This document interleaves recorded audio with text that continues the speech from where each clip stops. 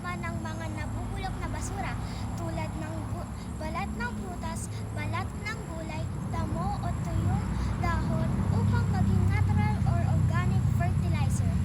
Ginagawa ito kung walang bakanting lote na maaaring paggawan ng compost pit. Ibig sabihin, ang mga bagay na akala natin ay basura lang ay pwede pa palang maging pagkain o sustansya para sa ating mga halaman. Amazing, right? Alam mo ba, hindi mo kailangan ng malaking garden kung para gumawa ng compost. Pwede itong gawin gamit ang isang basket, malaking lalagyan, o kahit paso. So tara na! Welcome to my vlog! This is Althea! Hello po! Ang pag-uusapan natin ngayon araw ay ang isang simple pero super helpful na paraan para makatulong sa ating mga halaman at kalikasan. Ano nga bang nilalaman ng compost bin at compost pit? Ang una natin kailangan ay isang basket na may mga butas sa gilid. Bakit kailangan may butas? Simple lang, kailangan ng ating compost ng hangin. Dahil may mga butas ito sa gilid, mas madali makulong ang mga organic matter at dapat may pinapasukan at nilalabasan ng hangin o tinatawag na air. So tandaan, may hangin equals happy compost. Ang susunod nating kailangan ay tinatawag na green materials. Halimbawa nito ay balat ng saging, balat ng prutas, balat ng tira-tirang gulay, sariwang damo, mga pinagputulan ng halaman. Ang mga green materials ay mayaman sa nitrogen. Ang nitrogen ay tumutulong sa mga maliliit na organisms na mag-breakdown o magpabulok ng ating compost materials. Kaya ang tawag natin dito ay Team Green!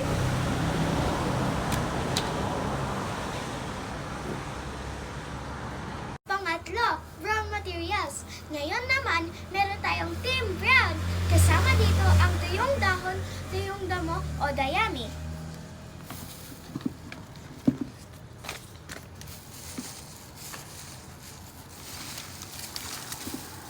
Bago natin ilagay ang mga materials sa basket, mas magandang hiwa-hiwain o punit-punitin ito ng maliliit.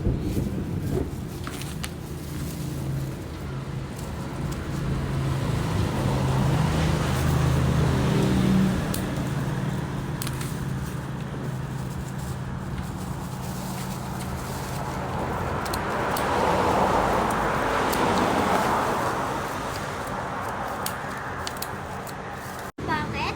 Dahil kapag mas maliliit ang mga materials, mas mabilis silang mabulok. Pero tandaan, kung gagamit ng gunting o kutsilyo, dapat may kasamang adult o magulang para safe tayo. Safety first! Ngayon, ready na tayong gumawa ng ating compost. Una, maglagay tayo ng brown material sa ilalim. Halimbawa, tuyong dahon o punit-punit na papel.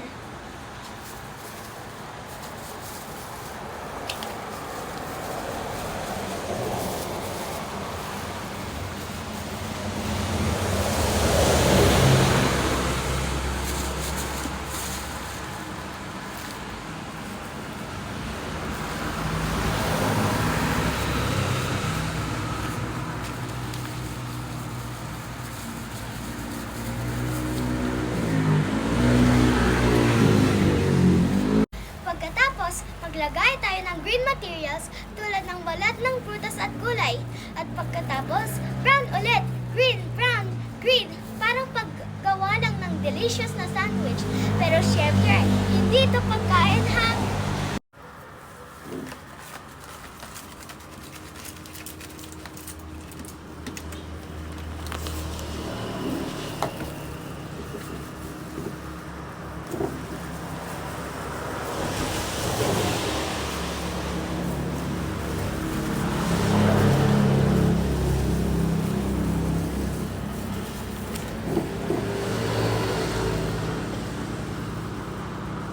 Ang magandang ratio ay 2 parts brown at 1 part green.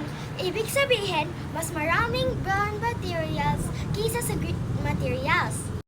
Maaari din tayong maglagay ng konting lupa.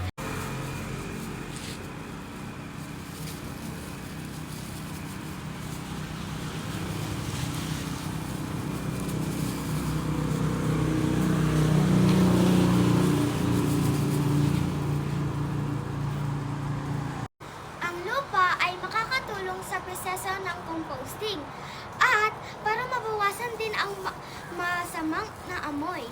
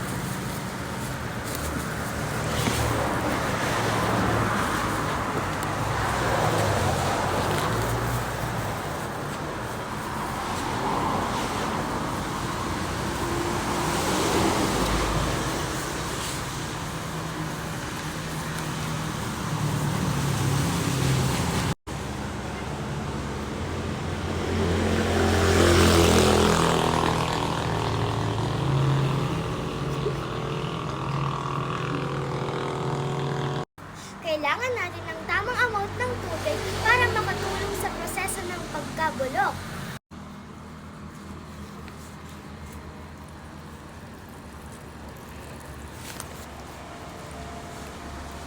Maaari na natin itong takpan.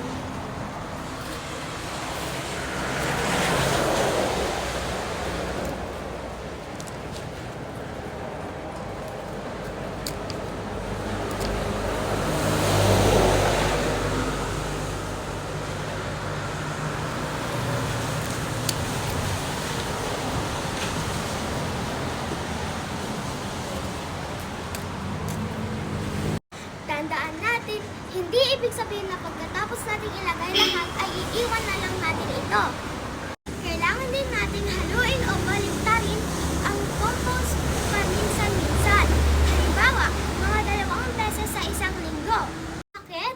Para makapasok ang hangin sa iba't ibang bahagi ng compost. Tandaan natin, 2 super importanteng kailangan, air o hangin at water o tubig. Ngayon, ang pinakamahirap na part ay paghihintay. Kailangan natin ng patience dahil hindi agad-agad nagiging compost ang ating mga materials. See you in 30 days! Bakit mahalaga ang compost? Nagbibigay ito sustansya sa halaman. Pangalawa, nakakatulong ito para maging mas malusog ang lupa. Pangatlo, nakakabawas ito sa mga basurang tinatapon natin. Ganun lang kadali gumawa ng basket composting. Hindi kailangan ng malaking garden, hindi rin kailangan ng mamahaling gagamitan. Kaya sa ating mga batang katulad ko, kung kaya kong gumawa ng sariling compost, kaya niya rin. Bawas basura, dagdag sustansya, alaga sa halaman at kalikasan.